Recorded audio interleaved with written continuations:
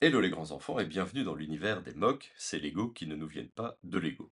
Alors de qui viennent-ils? Eh bien d'amateurs comme moi et peut-être un jour vous. Si je vous en donne le goût, ça sera le sujet d'une autre vidéo. Ici on va se concentrer sur où trouver ces MOC, comment les choisir et puis la partie la plus amusante, comment les construire. Mais de quoi parle-t-on exactement? Eh bien MOC c'est simplement les initiales de My Own Creation. Mais pour qu'une création que vous avez fait chez vous soit un mock, eh bien, il faut qu'elle soit reproductible. Il faut donc deux choses, une liste des pièces et les instructions.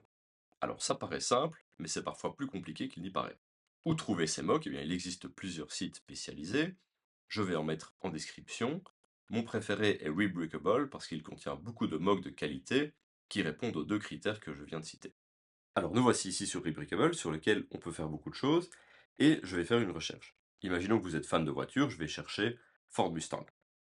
Alors d'emblée, je vois beaucoup d'options, y compris d'ailleurs plus bas, les sets Lego officiels. Alors comment choisir? Eh bien, le critère numéro un, c'est votre propre goût. Parcourez les photos, voyez ce qui vous inspire.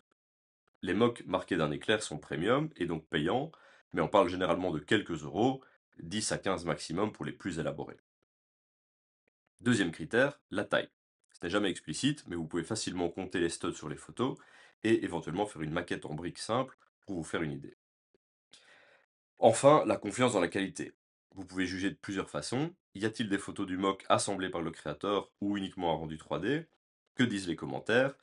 Et y a-t-il ce que Rebrickable appelle des fan photos qui montrent le mock construit par d'autres? Tout ça n'est pas strictement nécessaire, mais c'est bon à savoir. Bon, j'ai choisi mon mock et acheté les instructions. Et maintenant, eh bien, il faut les briques. Alors ici aussi, il y a plusieurs options. Je travaille d'ailleurs moi-même à une app de gestion, parce que vous allez voir que le processus n'est pas toujours simple. Mais pour l'instant, nous allons passer par Bricklink et Lego eux-mêmes. Très pratique ici sur Rebrickable, je peux exporter directement la liste des pièces vers Bricklink. Je vais créer une liste par mock pour avoir une vue plus facile. Si vous avez le fichier de modélisation, que je distribue personnellement toujours, vous pouvez aussi l'uploader directement sur Bricklink pour créer une liste. Alors la première source de briques, bien sûr, eh bien c'est celle qu'on a déjà. Si vous avez une grosse pile qui n'est pas encore triée, abonnez-vous, je vais bientôt faire une vidéo sur le sujet. Si votre collection est déjà triée, eh bien abonnez-vous malgré tout. Dans ma liste, je peux noter les briques que j'ai déjà et leur nombre. Ceci sera pris en compte lors de l'achat, y compris chez Lego, que je montrerai juste après. Personnellement, pendant que je prends les briques, je les place dans un petit sac pour que tout soit prêt après pour la construction.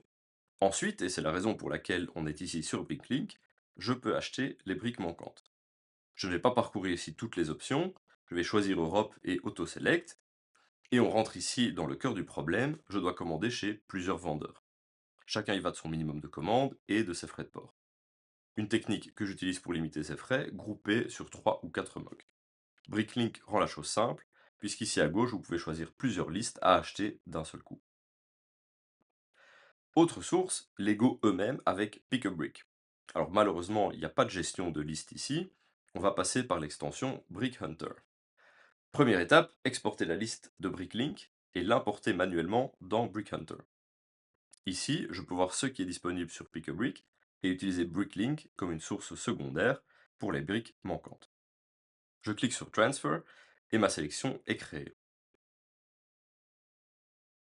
Je peux ajouter à mon panier, sachant que le problème des frais de port est présent ici aussi, ma commande ne justifie pas une livraison gratuite. Enfin, je peux exporter uniquement la sélection Bricklink. Malheureusement, contrairement à Rebrickable, je ne peux pas créer directement la liste depuis Brickhunter vers Bricklink. Retour donc vers Bricklink. Vous penseriez pouvoir uploader le fichier directement, mais non, il faut l'ouvrir et copier-coller son contenu. Ne cherchons pas la logique, on touche au but. Je vais créer ici une nouvelle liste avec uniquement les briques manquantes et je supprimerai l'ancienne. Il ne me reste plus qu'à acheter celle-ci en espérant se limiter à un ou deux vendeurs.